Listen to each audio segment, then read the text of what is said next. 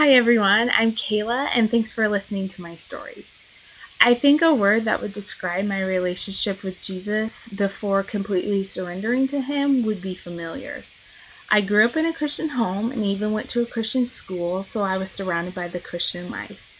I enjoyed learning about God, and the fact that Jesus came and died for me was a familiar idea that I believed and accepted.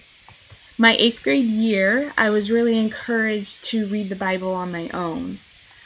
I had, of course, been reading it at church and school, but it wasn't really a part of my personal life.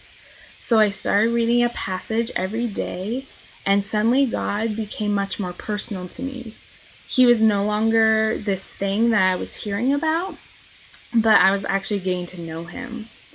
Going into my freshman year of high school was really hard for me because my best friend left and went to a different school.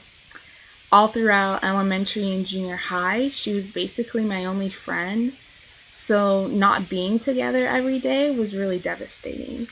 Going to school, I felt completely alone, and I honestly didn't know who to turn to. At this time, though, I was shown the idea of keeping a prayer journal, and I started writing to God consistently. I had never really talked to God about my life before, and doing so was really exciting. So if I had to choose a word that would describe my relationship with Jesus, after investing in Him, it would be friendship. I came to realize that I was not alone, and that I could talk to Him about anything and whenever I wanted. Being able to come to Him with everything brings so much peace and joy to my life. It also gives me confidence whenever I struggle with shyness and fear.